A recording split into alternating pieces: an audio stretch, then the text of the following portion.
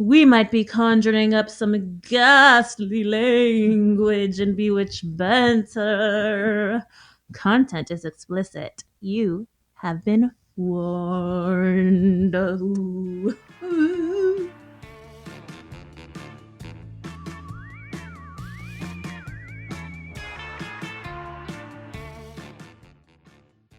Welcome. You are listening to Bewitched Banter with two best friends. One skeptical who I'm sitting across from right now, my bestie Amy. And our resident believer, Krista.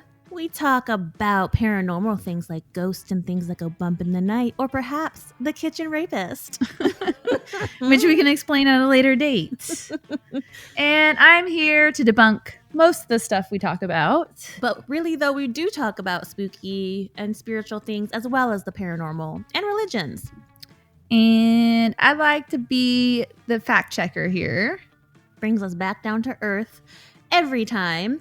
This week, since we are finally in fall in Arizona after living through a fucking 100-degree summer plus for 30 plus days, it's finally feeling like fall. So I've got my basic witch shirt on. Thank you, Abby. Shout out. We are covering spooky things. I'm gonna get to it.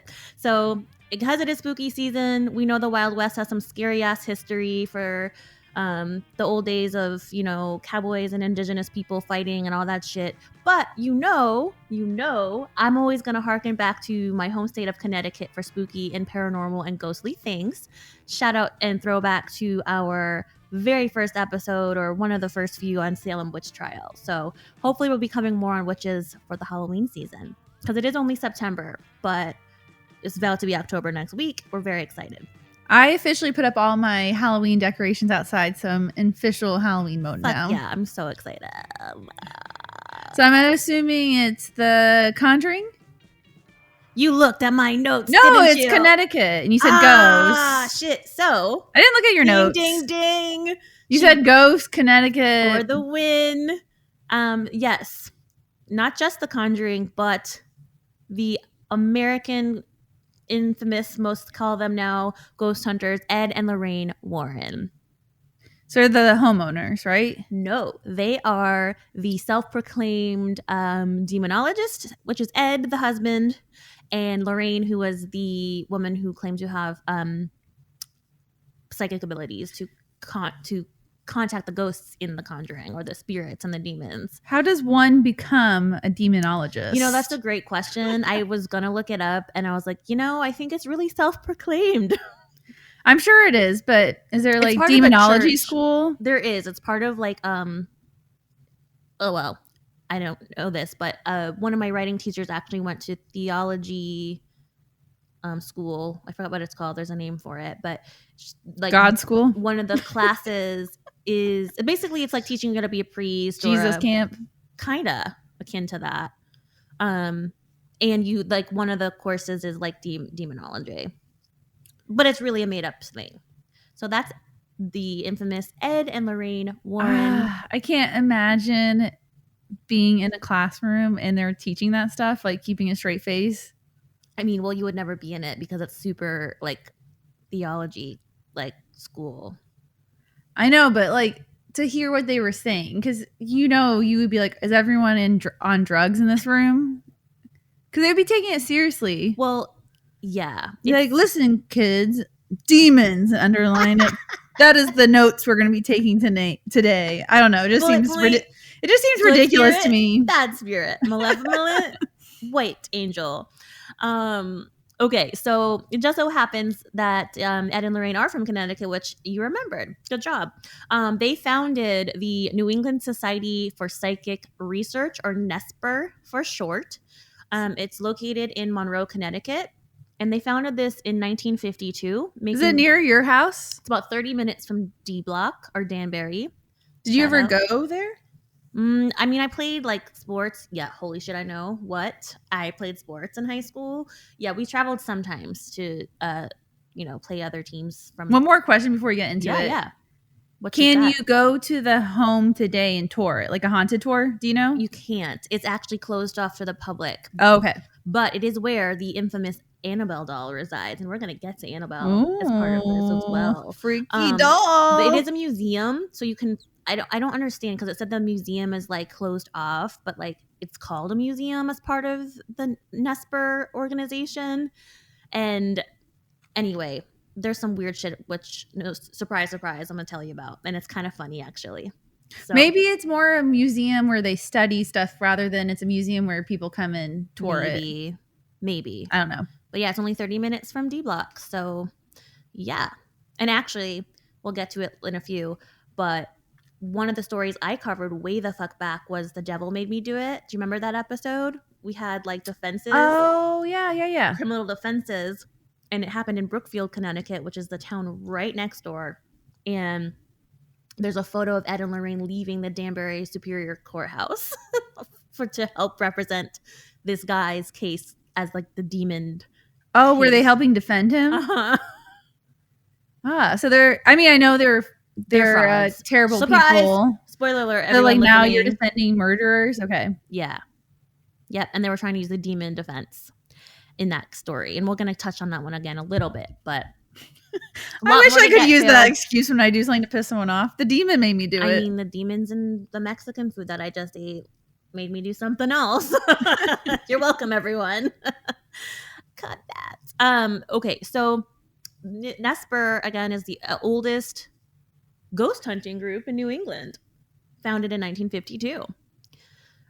So again, for those of you who don't know who Ed and Lorraine are, because you're not into paranormal shit like I am, you definitely know their work, or quote unquote work, as their investigations are the backbone for some of the most popular horror movies in pop culture, i.e. Annabelle, the Amityville Horror, and all of the Conjuring series. Have you watched Annabelle? Fuck no. Oh, it's not. I watched it. I don't even think it's that scary. Which, P.S., I'm going to get to it. It wasn't that creepy-ass wax doll. It was a Raggedy Ann doll. So it was like a Hollywood stretch for sure. Well, they're going to have some fun with it. So much of it was Hollywoodized, and we're going to get to why that makes them more of pieces of shit.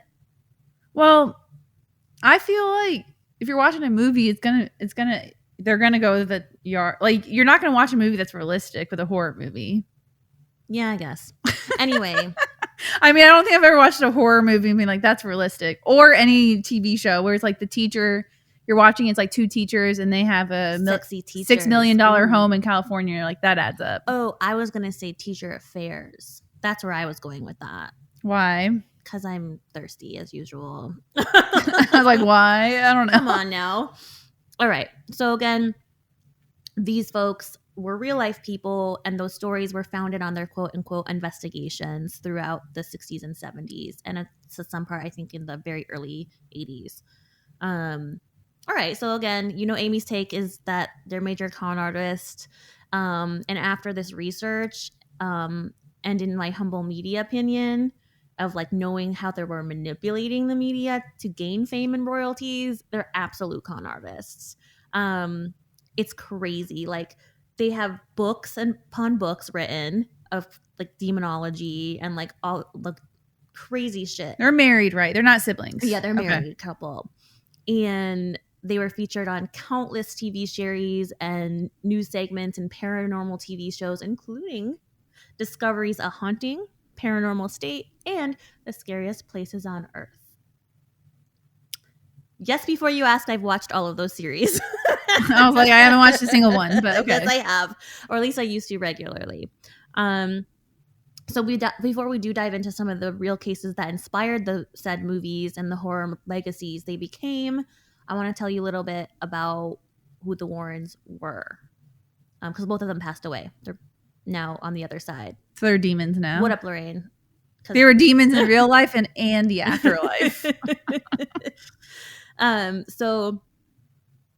By the way, most of this comes from the Connecticut Insider, a Connecticut Insider article by Andrew DeRosa, which was written in 2021, Wikipedia, and the Nesper website. And again, Nesper is the organization that they founded, New England Society of Paranormal Research. I'm going to refer to it as Nesper from here on out. It's so much easier. But before I do that, even, there's more about this couple's history in the timeline from the organization's website. However, it drives me fucking insane. This is why I know they were cons. Their daughter is named Judy, and Judy married Tony Spera. The Nesper website, it comes up. Like, imagine this is a supposed research organization. The URL for Nesper is tonyspera.com. It's not even nesper.org. It's not even like a thing. So but do you not think that he's carried the task of continuing their legacy for them, and they just changed the? He was, but like that's how much of like a fraud. I guess for me that's not that shocking. Oh, for me it is, because he's all over like paranormal news and shit like that, and it's about fame. It's about him. And then further down, like when I was reading the about section, it was all about him instead of. But who's Tony Sparrow? Their son-in-law. I know, but why is he a big deal? Because he now runs this organization.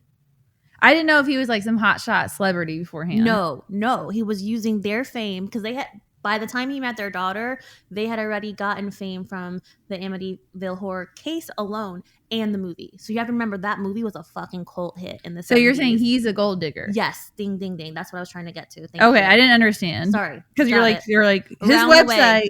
No, but like, okay. So if you go to my notes later, I have a screenshot. So it's like the organization's headline and their logo, and the URL is his name.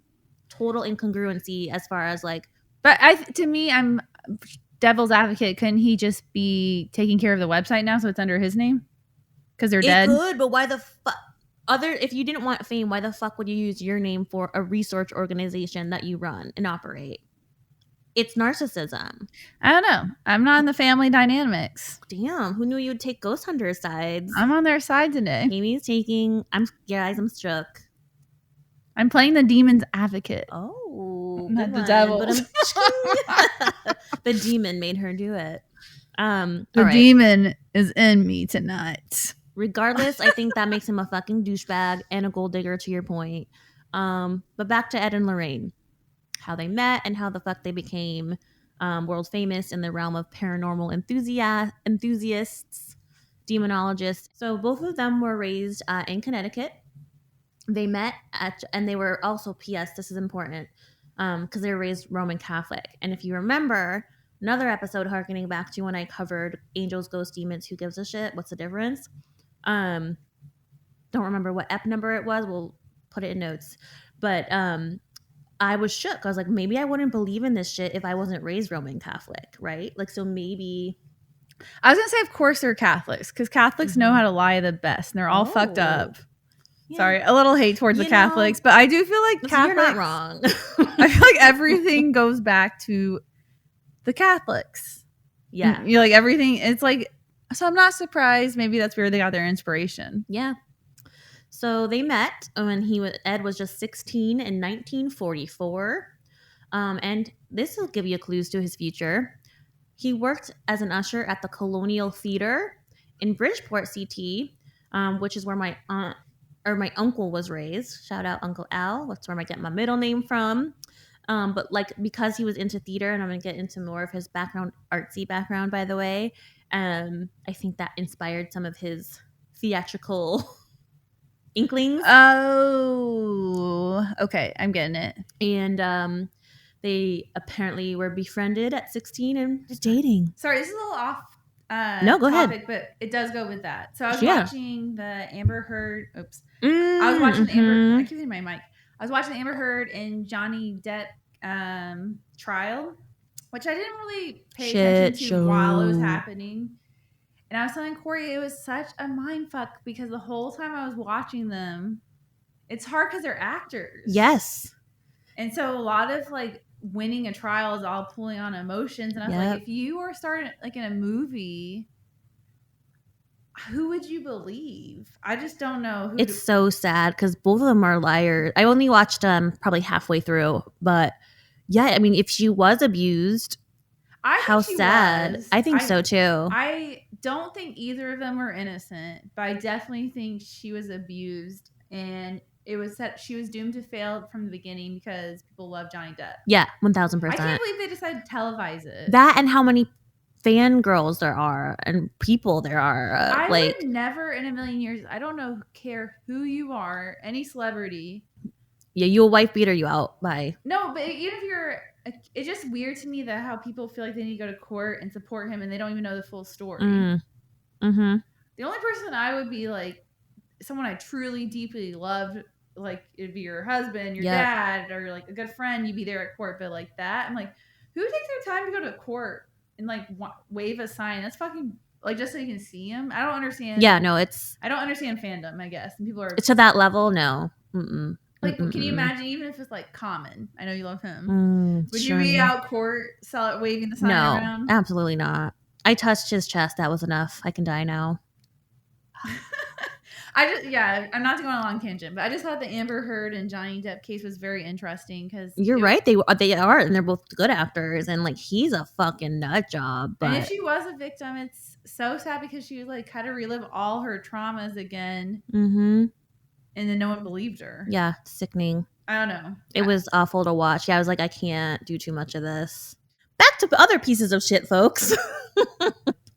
And I've been around a lot of crazy shit. Yep.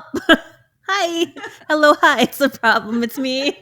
Hi. It's me. I'm the problem. It's me. Okay, back to Ed and Carrie or whatever their names are.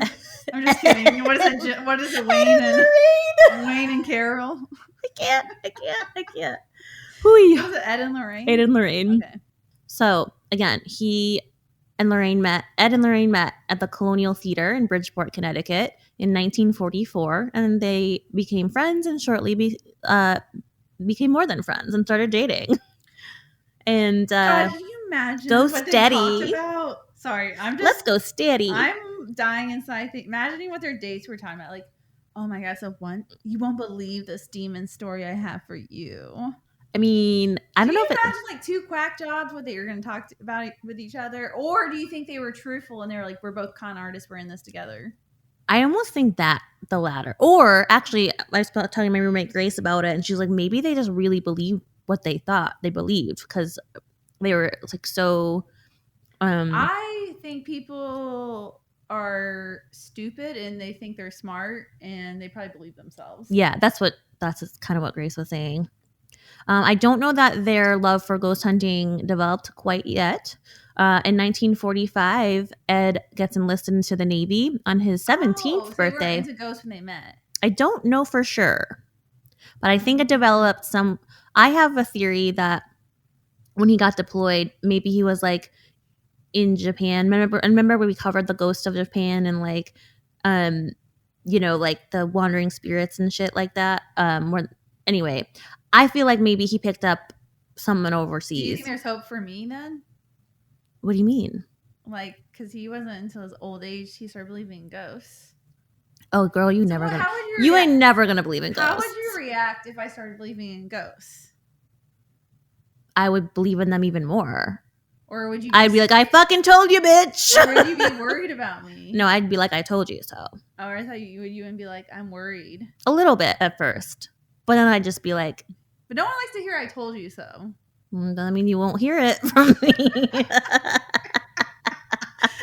I've been seeing ghosts. I was right, bitch. I see ghosts. I see dead people. Yeah, I don't know. I guess I would be worried because you in this lifetime and state of mind would That's never. What I always say when people we've talked about this before, but I always say when people came forward to me and they saw a ghost, I'd be a little like, okay. Well, some people I believe. Actually, there's really smart people I know who believe in ghosts. Right. Me again. Hi. The problem is me. I think they saw something that. I think there's so much that we just don't understand that happens. That they're seeing some. I don't believe they're not seeing something. I think that's not a ghost. I still don't get how you can believe in aliens and not ghosts, but that's a whole nother episode. I think.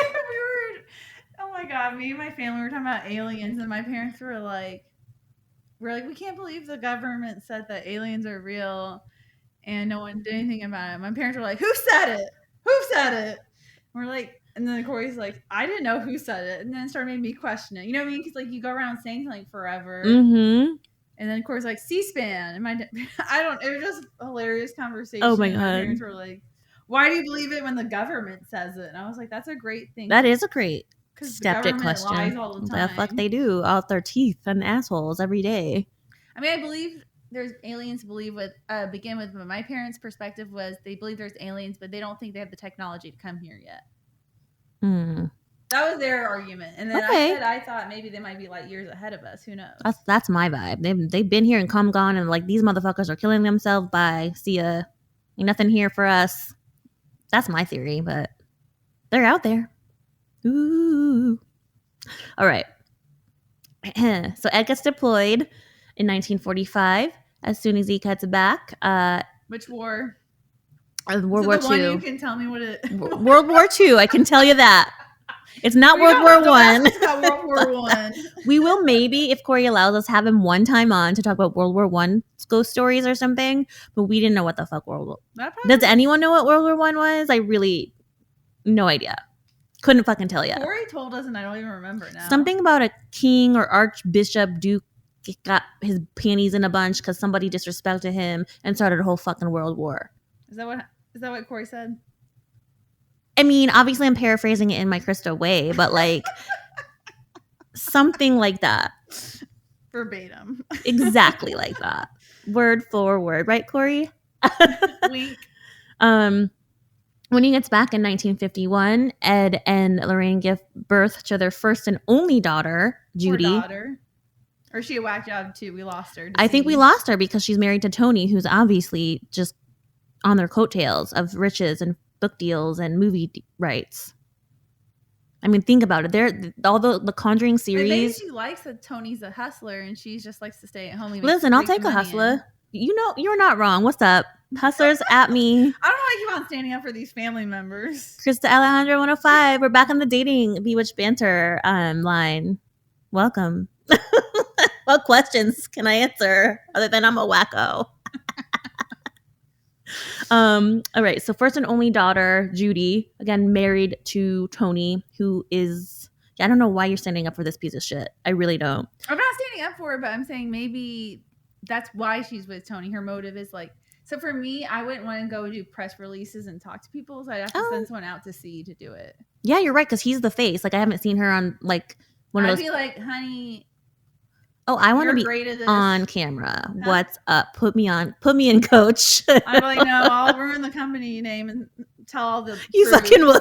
I'll tell all the truth. I'd be on the sidelines like your publicist, like, bitch, shut the fuck up. I knew it was all a lie from the age of 5. And Tony's like, no, we want to keep getting millions of dollars. Okay. So they had Judy, and Ed goes on in 1951 to the Perry Art School, which is actually a subsidiary of Yale. Is it in that area of town? New Haven. Yale, New Haven. Okay. And so New Haven is actually where we used to go to clubs, underage and shit. Good times, folks.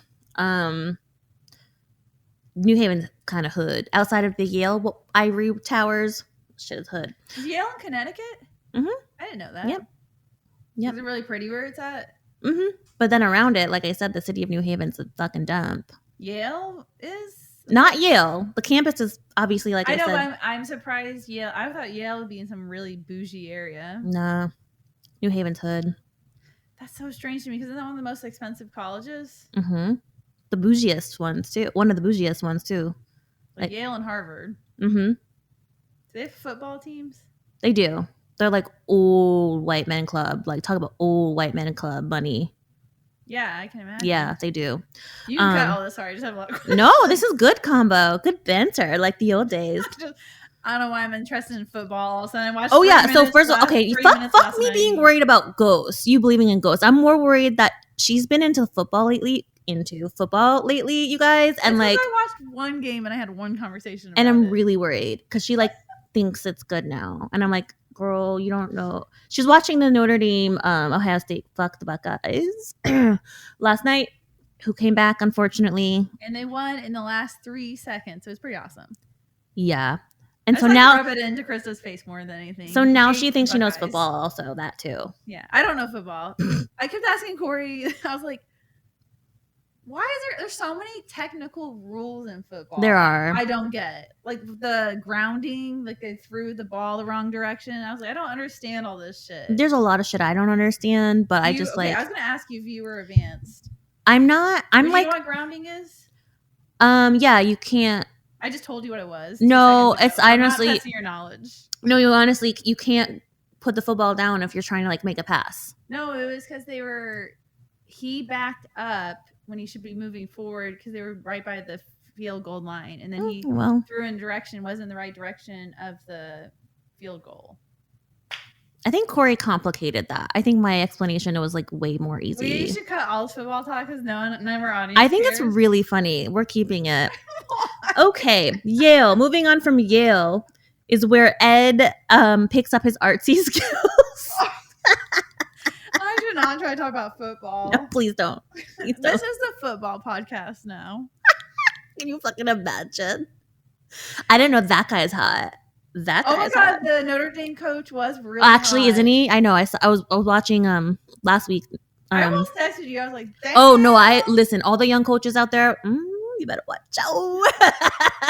I remember when I was single and I moved to Ohio State. Amy Huber was like, Amy, the one thing you need. You mean you moved to Columbus? Yeah, I moved to Columbus, but Amy's like, the one thing you need to know is the football name of the coach, and then people will think you'll know what you're talking about. Yeah, but then the guys talk to you about football shit which we obviously don't know a goddamn thing. I don't think I ever once used it.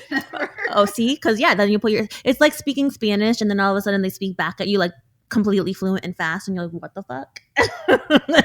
Oh yeah, that's what that's.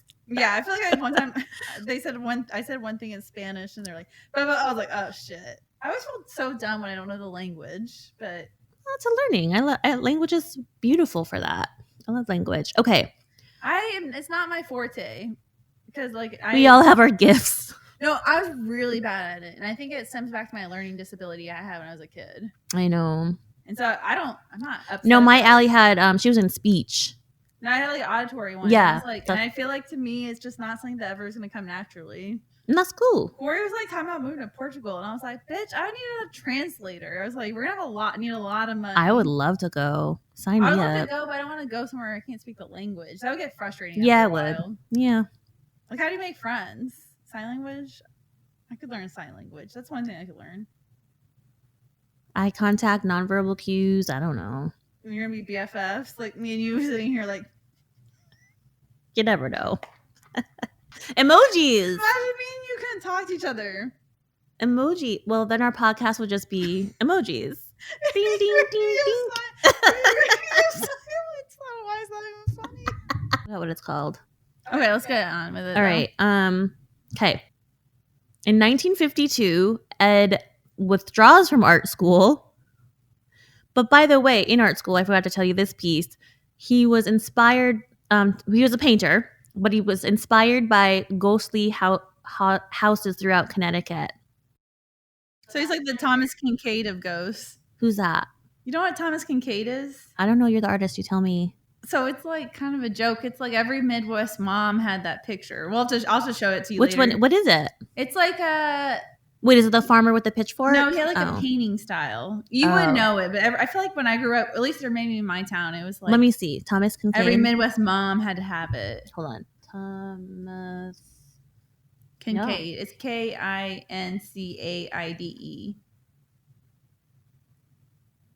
Oh shit! Okay, yeah, I've seen them. They're very they were of the time. Cottage cute. Not what I like, but not our aesthetic. But anyway, I feel like every Midwest mom had that. When you would go to their house and they had like the nice yes, I see that candles burning, the perfect suburban mom. Oh my god, totally. I'm just scrolling through a few. Yes, wow. Okay. So did you know Hitler's paintings look a lot like Thomas Kincaid's paintings? It's really weird. Now I need to look that up. Shit. We're off track today and I love it. Yeah, but anyway, their painting style is similar. Hitler's I say landscapes. Paintings. Oh yeah, shit. I could see that. The way that the light reflects and it's a little bit, it looks watercolory even though it's probably not actually watercolor. Look at me. I went to art school too. All right. For real. So Ed leaves art school after being inspired by other ghostly works and haunted houses throughout Connecticut and decides to, even though he leaves art school, thinks he's so good that he and Lorraine decide to start pop-up stands throughout tourist areas of Massachusetts, Vermont, Rhode Island, in Connecticut. So throughout New England, they're trying to like tour his paintings, like at like thrift shops like and shit. art shows and stuff. Yeah. Okay, so cool. Well, you do love this family. You have a soft spot for him because he's an artist. Oh my god! Like, oh, cool, street cred. He did the hard work. He was painted for pennies, and then he got commissioned by Hitler. Standing for the brother-in-law. You don't realize I'm invested in this company. That's why I'm standing up for them. So you do believe my 401k is invested in this ghost hunting, business, paracyclical research. All right, so they're on the road touring his paintings and drawings, and what they like to do as a couple. This is where their love of ghosts comes together. Their love of ghosts, like, put the passion in them. Yeah. Get boogie with it. They would then tour like different homes that were rumored to be haunted to get inspiration for even better works of art. And then one day, so he would tour haunted places for his inspiration for his art, and listen to this. He's a fucking whack job. He would stand out in the street and sketch the house, then approach the homeowners with the sketch as a friendly gesture to get invited into the home. Whoa. Creepy. And that was a quote directly from the paranormal organization they founded, Nesper. Would you let someone in your house if they sketched it? And they said it was haunted? No, not haunted, but can I just come in and see it? No, that's like the letter writing creepy. The people used to sell magazines? No, that's funny you say that because my roommate fucked that guy. Anyway. What? My freshman roommate. What's the movie that just came out? Not The Giver, The Letter Writer. That was so creepy. The Watcher. Oh, yeah. So no, to answer your question, like a while ago though. I would not let someone do that because that's what it reminds me of. So no. Mm-mm. Would you? I don't know if I'd fall for it. I think with the condo it'd be a little different because you'd be like, why did you pick mine specifically? For sure. I don't know. I could maybe fall for it. Maybe. Not because I feel like I could now before I heard the story. But that'd be a little weird. Why the fuck are you sitting across the street? It's not like a busy corner. Right. I don't know. I'd say no fucking thanks. Bye. I'd be like, oh, they're trying to see something because Corey walks around with his dick out all the time. Maybe someone's painting that. You better watch. Maybe his work wife is painting his dick. Is there a ghost penis in this window? That's why I invite them in so you look at the details of the artwork. That is one beautiful phallic sculpture. I'm going to look at this window a little bit closer. We need to go to what's it called, speaking of? The one with the marble dick in the back. Boycott. Oh, Stacy's. I thought it was Boycott. I wanted to do the haunted brewery tour. Oh, yeah. Is it this week? It's like until November. All right. Fuck yeah. We got to do it. I'm into it. Let's do it. That could be a celebration for your job. And maybe we record somebody for the podcast. Yeah. I'll bring a boom mic. Yes. All right. Where were we? We know we were talking about dick. But that's all because the guy was painting and I said, what if people were crossing our street, they see a ghost dick? Oh, right. Yeah. Right. Oh, right. So Ed is creepily painting like the Watcher people's houses around Connecticut and New England. Sorry, that just creeps me out. Too. And he's only doing it, by the way, because he believes they were a natural con artist. For sure. And he believes they were haunted or says they were, right? Do they have a reputation of being haunted? And so that's why he traveled there to paint them, or he just picked random houses he had a feeling they were haunted? Both. I think. Don't quote me. Okay. I'm just curious what his strategy was. I mean, he's passed on, but you might be able to interview his ghost. Can we we do that one night? Just get really high and you pretend to be his ghost and I'll interview you. Yeah, and we can put the sheets on and do the photo shoot. Okay, that done. That would be hilarious. Why are we doing a podcast with the sheets? You know how fucking funny that would be? Yeah, it would. Let's go to Goodwill and buy some fake white sheets. I'm being serious. I am too. I'm down to do it. I will. I'll do it. I don't give a fuck. You know how good of the clip that would be? People would love it. I'm in. All right, so Ed's being a fucking creep. They're selling his shit around New England. And then they decide that, oh, by the way, he decides he's a demonologist and Lorraine's psychic. Okay? So they just decide. They just wake up one They morning. wake up one morning. No, their parents. She's like, I think the sun will rise tomorrow. And he's like, oh baby, you're a psychic. Is that the conversation they had? Well, yeah, exactly like that. So they're obviously into the occult and like dark spirits, but because of their Catholicism, they do it in a way that's supposedly it's like religiously sanctioned, right, by the Catholic Church. So even this is how much con artists they are. They even have Catholic priests on their side saying to like expel the demons and do exorcisms and shit. To quote, study the malevolent energies. So con artists all around, to your point. But so that's how we get into like their interest and their like actual investigations. Okay. Are you ready to now hear about some of the cases that made them the big names? That made them big names, rather. Mm-hmm. Okay. I just have so many questions about them still, so I think we should do a separate episode just on how fucked up they are. I mean, this kind of will get in. Or is there limited information about them out there? No. At the end, I have a whole thing about how they're bullshit and proven to be so. No, but I just think it'd be interesting to do a whole deep dive on them, like we could be. You want to do part 2? Yeah, you're on. I love talking about whack jobs. You're right. You're on, girl. If I can find stuff that's interesting, I will. I mean, Tony's doing a good job at PR because there was only like a little snippet about how Tony. Oh yeah, Tone. He's a hustler of ghosts. Every day I be hustling. It's like the Nick Kroll show that me and Corey love that you are like okay on, but there's another character that's called like a bouncer, and he's Bobby Bottle Service. I'm gonna bounce these ghosts. Anyway, all right. So they obviously became blockbuster hits based on the investigations, they become common household names for those of people who love horror, even ghost stuff, whatever, even religious folks, but again, because of their Catholic faith. So now we're getting it into the stories and of their investigations, which actually did happen, obviously, but these investigations are the ones that spawned the blockbuster hits that made them millions. Okay, so they're not really fucking finding people or bad ghosts or like all this shit to help families, as they claim, to be released of these demons and ghosts and malevolent things.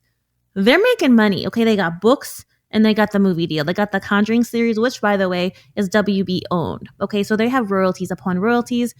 Okay, so Ed's net worth is $12 million estimated, and again, they're passed away now, but passed on to probably Tony, and Lorraine's was $85 million. So Tony's probably not even really doing the work. He probably hires someone out to represent him. Maybe. Yeah, you're probably right. But he's on screen all the time. He is. Oh, okay. Yeah. Like he's got like a ghost hunter type show. Now you understand what I was trying to say, right? Like No, but I think the number I'm talking about, the money is astounding. Like because earlier you were saying millions, and I was like, okay, a few million, but 85 million. 85 million because they have the book deals and the movie rights. So, yeah. And she consulted on all the Conjuring. Lorraine did on all the Conjuring series. Well, she probably had to also get approval from all of it too. Well, do you think or not? Do you think approval from who? J.K. Rowling had to like approve how Harry Potter was produced? It depends on her contract. It was her. Well, I think that's the case. I might be wrong. It depends on what her publisher stated, right? Yeah. Like, or she could have been like, I don't care. I just want the cash. Probably, like what most people do. Like when you're in that big of a studio. It also makes people feel important if they have to ask her opinion. Mm-hmm. Absolutely. And if you're a good director, you're going to get more accurate color. Yeah, you're going to take your own artistic spin on it, but you're going to get... But they already have like a God complex where they think they see demons, so they probably need more like help to feel better that people value their opinion. Value it. Yeah. Yeah, and like you're so special. Validate it. You see the demons I can't see. You are just and so you helped special. us. You saved us. You saved our lives, and now we need your opinion on these movies. Yep. Okay, so here come the movies. Are we ready? We're entering the 60s. Okay. The late 60s. Excuse me. Or the inspirations behind the movies. This was an investigation in 1968, as I said at the top, the infamous Annabelle doll. Dun, dun, dun. Have you seen Annabelle? You asked me if I did. Yes. I didn't. What'd you think? I didn't think it was that bad. I mean, I think... You don't think like dolls coming to your life scares you though? Like, you know, in Hanny's basement? Fuck that shit. That shit is scary. Whose basement? Hanny's. Oh. That shit is creepy. So in Phoenix, for those of you who are not from here or not Venetian or like Phoenix foodies or whatever, there's an old department store downtown called Hanny's. And in the basement, they have this creepy ass like chain link fence up, and behind it like dolls. Well, the way they set it up is so creepy because it's a small short table, dolls around it, and then there's a bunch of pennies on the table, and then behind it is like a whole basement that's completely empty of a department store. And it's like pitch black. So I think the lighting's creepy. I mean, they did a great job creeping you out. Do I think dolls are creepy? A little bit, but they're so creepy to me. Itself, I saw it years and years and years ago. I didn't realize it was that old. Scared, but I don't remember being that scary. Got it. But it probably was at the time. It was probably scary. Well, it came from a real story or investigation from Ed and Lorraine, where in 1968, according to the Warrens, two roommates in the New England area, because they had started kind of doing their loose investigations at this point, claimed that a Raggedy Ann doll was possessed by the spirit of a young girl named Annabelle Higgins. That sounds very English, doesn't it? Higgins. We have Higgins in our neighborhood or town. Higgins. And so the Warrens took a look at the doll, and of course they confirmed these probably like drunk college girls, frankly, no offense, fears. They confirmed their fears and said that the doll was, quote, being manipulated by an inhuman presence. And they put it on display now at the museum.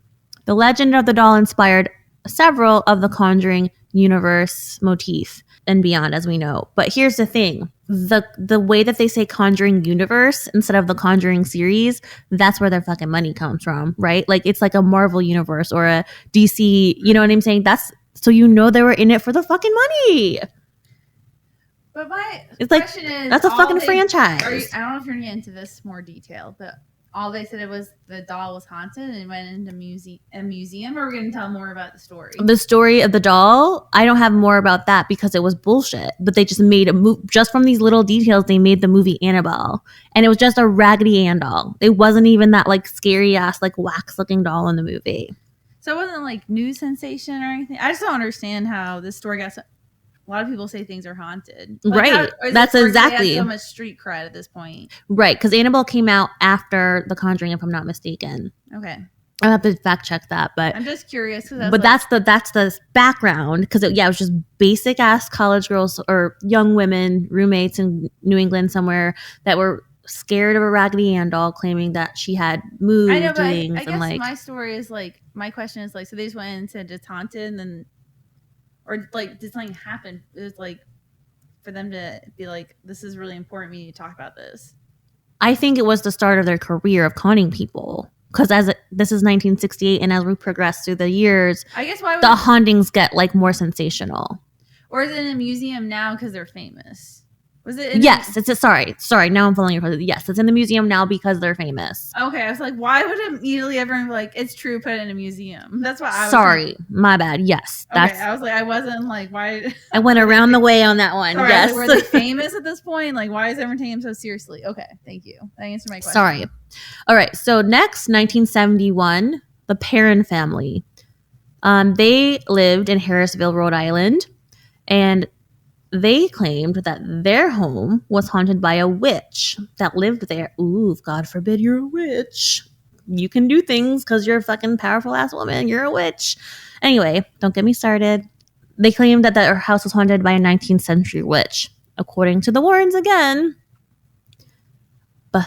this is a made up person by them, Bathsheba, I can't even pronounce this, Bathsheba Sherman cursed the land, this witch. And whoever lived in this home or on that land somehow would die a terrible death. Oh. So the story was part of the Conjuring series again, like pieces of it. And so like, remember, I don't know if you remember like the one, there was like a chair in the corner and like there was like a scary ass witch like walking back and forth. Not really. Anyway, Lorraine was a consultant for that movie. But it was, and actually even had a cameo in it, hence her millions. And this poor family was actually scared that their house was haunted, and God knows what money they made off the people too, right? That's a whole nother part of their income. Like they're making money off of these investigations, you know, and there's nothing there, but these people are fucking terrified. Like, that's true. That's probably who got the worst of the con, is like they're messing with people and like putting this terror in people who live there. Yeah, that's what I'm saying. So their fame is growing to the point. Well, so actually they're not really like famous yet, but all those stories I just shared inspired the series of movies that would then become famous. But this is what makes them big is, as I said at the top, Amityville. Amityville in 1975 was a horror cult classic. And it's a really sad story. I don't know if you remember the movie, but essentially they remade the movie, didn't they? Yeah, a lot of times. Okay, I feel like I've watched one of them. And I can't picture it now, but I'm sure I've seen it. Oh, I'm sorry. The actual crime happened in 1975, and the book was in 1977, and the movie was 1979. Sorry, I apologize. So the crime was really horrific. There hasn't been any remakes since? There's 2005 remake as well. I was gonna say. And that one was pretty good. Ryan Reynolds was in that one. I was like, what the fuck, Ryan Reynolds? I think I remember this one. I saw a screenshot of it. And so the house is haunted by the couple, and the couple lives in it. Okay. The boy, the young man. That this is where it gets fucked up, because this is true crime. Like horrific shit happened to a family where the son was disturbed and clearly didn't have his mental health medical needs met, and he axe murdered his entire family. Oh, that's right. Okay, so this shit really happened to a poor family, and then they claim the house is haunted. What's worse is that the family who came to the last family that came to own it, George and Kathleen Lutz, I think it came to light that they were in bed with Lorraine and Ed to write the book. They like made it. They were like, oh, it's haunted because of the axe murders that happened here. Oh, and they were pretending they saw stuff? Yep. God, people are so desperate. Mm-hmm. And the book, by the way, was written in 1977. Like, do you even enjoy like when you're like that? Do you even enjoy them? Like, do you sleep well at night knowing you fuck people over? They're narcissists, right? Like, so they probably do. Having so much fun, they don't care. Because I feel like there has to be those moments like, oh my God, I'm lying. I mean, that to me, this is the one that got me the most, is like, because again, they're all horrific, right? But this was a fucking actual murder. Like, yeah, and you're profiting off a murder. Mm-hmm. Like all these innocent people die and you're making money from it. Yeah. So, and this is one of the, if arguably, I mean, I argue that a little bit with sometimes like these true crime shows. Sure. And we're guilty, obviously, of being consumers. And like the Jeffrey Dahmer one, I still can't watch. I couldn't either. And I stopped. I tried. I was like, no. I only couldn't watch it because they didn't even warn them they were going to release it. And then they said the victim's family members said their phones are ringing off the hook. That's disgusting. And they have to relive every time they release a movie or a show. It's like they have to relive the trauma over and over again because everyone's talking about it's all like on the TV and they're profiting. And it's I can't even turn the TV on because someone will be. And it's always the murderer that gets the headline, not the victims. Yeah, that's why I couldn't watch it because I learned that before, and I tried to watch one episode. It stressed me out so much. I fast forwarded it to the end. Ugh, so gross. So anyway, arguably, Amityville is what put them on the map, right? That book and then the series. Boom, 1970, late mid 1970s. They're fucking famous now. But it's also the fascination of like probably a big thing with Amityville. The big story is how could someone murder their whole family? Exactly. And then they sensationalize it by saying we're going in and we're ghost hunting it and we're going to see. It was the demon that made him do it. Almost making, again, from earlier history, making murderers look like innocent. How are they in the business of helping out murderers? Right. I guess they are, and they don't have any qualms about it. So we're going to move on to the, guess what? Your part of the world, England. We're going to England. We're going across the pond for the next story. Where's in England? Enfield. In 1977. Where is Enfield? I don't know. You fucking tell me. I don't know. I haven't heard of Enfield. Should I look it up? Must be a small place. See. There's an Enfield, Connecticut. Enfield. And it comes right up. Before I even finish it, the Enfield Haunting drama series. See? These motherfuckers got their millions based on murders. I can't. Enfield, England to Coventry. Coventry. Oh, it's far as fuck. Well, no. Hour and 35. Huh? Hour and 35 by car. That's like across. But where is it? What city is it near? It's actually just a little bit north of London. Oh, okay. A little bit. Well, okay. I don't have it on too shabby. It looks further on this screenshot of Google Maps, but okay. I feel like hour and 35 though in England's far. Does that make sense? Yeah. Yeah. Because in Connecticut, same thing, because everything's so close together. So if you're driving for that long, it's like, fuck. England's just so congested. There's like town after town. Well, it's like how many people live in that little island? A lot of people. That's what I'm saying. You tell me. That's your heritage. I don't know. I just feel like there's always a fuck ton of people in England. So in 1977, the Warrens crossed the pond to Enfield, a short hour and 35 from Coventry, Amy's hometown roots. And this became known as the Enfield Poltergeist. This is what's so fucked up. So I believe it was like a teenager that gets quote unquote, what do you call it? Help me out. Possessed? Thank you. Holy shit. The weed's kicking in. Sorry, guys. The weed's kicking in sooner than I thought. But so many people in England already said that it was a fucking hoax. And a poltergeist, if you don't know, by the way, is like an entity that can like move objects and consume somebody and make their voice speak through the human host kind of thing, but essentially moves objects, and they're malevolent, angry spirits most of the time. So anyhow, I don't really have much else on that. I didn't see this movie, but again, it goes back to demonic possession and Lorraine claiming that she can see these demons and expel them, and Ed saying he's a demonologist that can study them and like use his Catholic faith and the priests that bought into his bullshit to exorcise them. And exorcisms are traumatic, and I've been through one. Several times. Here, we're moving on to 1981. The story I covered on episode, I don't know, 50, I'm going to guess, was called The Devil Made Me Do It. Surprise, surprise. They made cash off of this series as well as this movie as part of the Conjuring series or universe as they're making their money.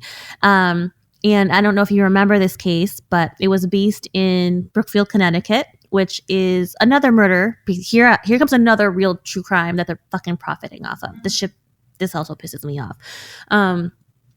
Arnie Johnston was accused of killing his landlord, Alan Bono, and Lorraine was called in immediately because at this time they're like fucking popular as shit after Amityville.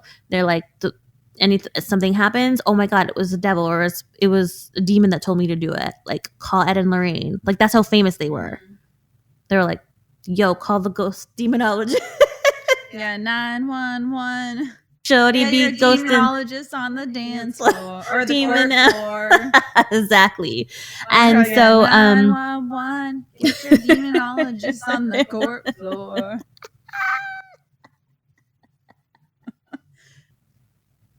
Oh my god. But the saddest part is there was a really innocent young boy that lost his life as well, by Arnie, because Arnie claimed that his fiance's little brother was possessed by a demon and he had to kill him as well as their landlord. And so this was like a trial of a century type of shit where the Warrens attempted to help Arnie Johnson use the plea of not guilty by reason of demonic possession. And this shit happened in real life in like the fucking town next to me, in the 70s or the 80s, excuse me. And my parents like lived through it. And they lived in that same town. Oh my god, are your parents celebrities? They are so celebrities. No, but when I believe they lived through it. You're a bitch. No, but for real, when I covered this in whatever episode it was, they were like, remember it being like a media circus. You know what I'm saying? Like, big cases happen here with oh my god, what's her name? Help me out. The mom that just killed our kids. I can't remember her name. Lori Vallow, Daybell. She lived in Gilbert for a brief time and murdered her own children. Anyways. Oh, is that the one who was like possessed also, quote unquote, by demons? That's the one that lived in Chandler and the demons were talking to her. Exactly. Yeah. Is that Lori Vallow? Yes. Okay. So we circle it back around to demons. Circling back around here. The Arnie Johnson case, thank God, was dismissed on that plea. He did not get off on reason the devil made me do it. Didn't work. Sorry, Ed and Lorraine. Didn't work. Thank God. We've only got 2 more little stories that inspired the basically entire Conjuring universe. In 1986, the Connecticut house. I hope I'm saying that right. Connecticut. Ed and Lorraine arrived, and apparently it was a funeral home. You know what that means. It's haunted as shit. Dun dun dun. Dun dun dun. These dead corpses making me ching ching ching money. Exactly. So all it was that, but they wrote a book, of course, that was called In a Dark Place: The Story of a True Haunting. Just because it was a funeral home, which actually, I'm not gonna lie, I'm not going to it. No fucking thanks. I'm cool. Like, I wouldn't want to live in it's always creepy to me. They probably don't do this anymore, but it used to be that people lived above the funeral home. Like, you lived in the same home as the funeral home. Yeah, most people do. But it makes sense because it's probably expensive. Why would you have 2 properties? I'd have a chain link. Like, I'd have it double, triple bolted. Oh, so you'd even be scared. See? There's something in you that's scared of ghosts. I would live there. But after a while, I feel like you'd be making jokes about, like, fuck no, I don't like, sorry, that's a dead hand. Just walk over it. You're awful. I don't know. I can't. It's not for me. It's not for me. I mean, obviously it's not for me because I'm not doing it. Oh my God. But this one, this is kind of where like the unraveling was starting. By the way, have you ever seen a dead body? My grandmother, God rest, Grandma Peg. Yes. Mine was at a coroner's office, and hold the phone. 1, you've never told me this, and 2, who was it? It was really sad. No one claimed his body, and he just been. Why the fuck were you at a random corner for 2 months? Wait, I'm sorry. What the fuck? We've been friends for 7 years. And I've never heard this story. What the fuck? I went on a field trip. Why to the coroner's office? It was like through biology class, and we like went to the coroner's office, and they like, it was kind of cool. They passed around like a lung, and we got a hold of gloves. Nope. One of a smoker and one of a not smoker, and the one of the smoker was like gray and had like hard bits. So this was their DARE program. No, it's just their biology Don't class. smoke. I know. Well, we just gotta like go around and see how like they would like leak the blood and all that kind of stuff. It was like a way to get people interested if that's like something they're in. Sure. Anyway, it was really sad. They were telling us a story about there was a plane crash in Evansville, and oh my god, they didn't have enough freezer space. Isn't that gross? But it reminds me of COVID now. Yeah. But yeah, we went on a high school field trip. We went. Now it tracks, but also you've never told me this story. That's not a normal field school trip. Fuck no. No. Let's take high school kids to the corner. I mean, unless you're studying like pre-forensic science. It was just high school. Okay, we are back with the Warrens. Had to take a slight commercial break. Wink. So cheers. Yay! Woo! All right, so I don't know if you remember where we left off. Do you at all in the Warrens? I don't know where the recording stopped recording. So how would I know? Well, I don't know if you remembered. I haven't listened to it. How would I know? I don't know. This bitch gives me attitude all the damn day. Anyway, we left off on the very two last little spooky, ooky, quote unquote, what do you call it? Investigations, if you will, of the Warrens. Okay. So we're in 1986 now. The Smurl family in Pennsylvania. Mm-hmm. Jack and Janet Smurl reported that their home was disturbed by numerous supernatural phenomena, including sounds, smells, and apparitions. Ooh. The Warrens became involved and claimed that the Smurl home was occupied by 4 spirits. And they just said that. Also, by the way, a demon that allegedly sexually assaulted Jack and Janet. The Smurls' version of their story was, guess what? The subject of another book called The Haunted.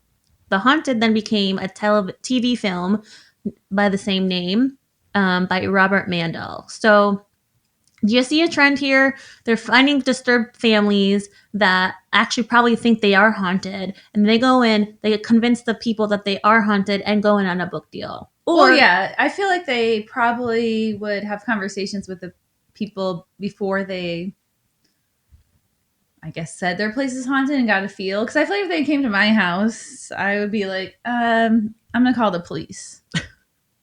Yeah, or they're whack jobs. Yeah, I mean, they're just taking advantage of people in very vulnerable things. And as I was just saying to you and Corey, like people of Catholic faith that really do believe, they're taking advantage of those folks because they're going in as demonologists and with the bidding of the Catholic Church or the stamp of approval by the Catholic Church. So they're really just, again, we know this, they're con artists and making money off of those cons in a big way. No surprise. The final little haunting I have for you, supposedly haunted, is in 1992. We're going back to another thing that they got money off of, a book by Ed Warren before he passed away called The Graveyard. True haunting. A graveyard is haunted. Who would ever think that? True hauntings from an old New England cemetery. And apparently this book has a white lady, quote unquote, ghost, which haunts this cemetery. And in this book, he has claimed to capture this woman's image. We know they're bullshit by this point. So let's talk about a little bit more of the actual expert skepticisms and criticisms that they received. So you'll be proud to see this. I think you might want to join, actually, the New England Skeptical Society. I'm already part of it. Oh shit, where's the card at? I'm a founding member. NEST for short, which is actually a really cool acronym. So according to the Connecticut Post in 1997, 2 pretty savvy investigative journalists named Steve Novella and Perry DeAngelis decided to investigate the Warrens. And again, these 2 journalists were part of NEST. So they found a couple. Overall, the couple was pleasant, but obviously their claims of demons and ghosts were, quote, at best made the Warrens tellers of meaningless ghost stories, but at worst, it made the Warrens dangerous frauds, end quote. So no shit. They looked at all the evidence that the Warrens had, quote unquote, collected of these spirits and ghosts. They watched the playbacks. They looked at the videos. They really tried to use evidence of photography, artifacts, anything that they collected to claim to have been haunted or possessed, what have you. And I wonder how they were able to get their hands on it. So there was that museum. It's now not open to the public, but I don't think it opened till like way later because this was in the 90s, and I don't think. Did the Warrens own the museum, or is it just a random museum? Yeah, they did. They owned it. But then why would they give it? Maybe they pretended they were believers. That they had to con them probably to give them. Because if you were saying you're a skeptic, why would you hand your stuff over? Because I think they want to prove that they're real, so they probably willingly. That's true. Because if you said no, I won't give you my materials. I guess you go both ways. Yeah, exactly. So that's what I think. So these journalists concluded in their investigation of these, quote, investigators, that they're not doing good scientific method research. No shit. They always have a predetermined conclusion, which is literally adhere to, quote, religiously. As I just said, they use the Catholic Church by means to mask their con and to really manipulate those who are Catholic believers or of Catholic faith to scare them, frankly, I think, right, into submission that their shit is haunted. Right? I mean, if I was them, I would go for the religious people too. Yeah, and they did, and it's smart move. You do love this family. The trend continues. I think she wants to join the Warrens. No, I'm just saying they would be easy targets. Yeah, no, that's very Republican religious people. That's who I'd go for. That's true. Anyone who fell for the Trump stuff, I would go for them. They're suckers. Yeah. So final quote for this, I thought was really good to talk about doing scientific work. Quote, "It takes work to do solid critical thinking, to actually employ your intellectual faculties and come to the conclusion that actually reflects reality. That's what scientists do every day. And that's what skeptics advocate for," end quote. So I thought that bit would make you happy. Amy Holt said that. Was that one from one of our previous episodes? That's so funny. Oh my God. That's so funny. Both journalists, by the way, they don't think the Warrens would intentionally cause harm to anyone, but they did obviously note that their claims were all bullshit. And unfortunately, the Warrens reinforced a lot of delusions of not only the people they were or the homes they were supposed to be investigating for these families, but also to confuse the public and draw them in, because everyone loves a good ghost story, even if you don't believe, right? It's a part of our psyche. We love learning about creepy things and the unknown. And unfortunately, there's zero, surprise, surprise, zero legitimate scientific methodology used in any of their investigations. Yet they have $85 million. God, sorry. My stomach was screeching. That was you? That was my stomach screeching. Oh my God, that was Corey doing some noises outside. But it's the ghost within. Are you hungry? No, but I guess my food, because I just had, maybe my stomach was like, food. Because I just had some. Feed me. Well, the Warrens live inside me now. Because I'm a big supporter. Quick, call the priest. We need to do an exorcism. So that's a wrap on the shitty, shady, wackadoo Warrens, which, you know, I in my my newly found skepticism, I agree with all the I guess I didn't. I thought critics. You always kind of knew they were cons, but I guess maybe did you think they were? So I guess did you at one point know of them and believe in what they stood for? I totally did. Like, if you asked me 5-10 years ago, absolutely. I'd be like, yeah, that's so cool. Would you have wanted to meet them? Maybe. Because I would have believed in Lorraine's abilities as a medium. I didn't know who they were. 5-10. So you knew who they were? Mm-hmm. Yeah, they're from Connecticut. But also because of the movies and because, you know, I love to watch ghost shit, like Ghost Adventures, etc. My next story was featured on Ghost Adventures. Oh my God, I love Zach Bagans. I'm so excited. I love. He's not really in it. I'm just saying he's such a douchebag. I love. If you want to watch the episode of what I'm covering, which will be the Bell Witch, but it has actual science explanation. I think so I'm actually talking about science for once. Oh, that's exciting. Well, Any other questions on the Warrens that I can answer for you? No, I'm just going to keep talking about myself. Well, with that, happy almost Halloween season at least, and peace, be witches. Be smart, be witches.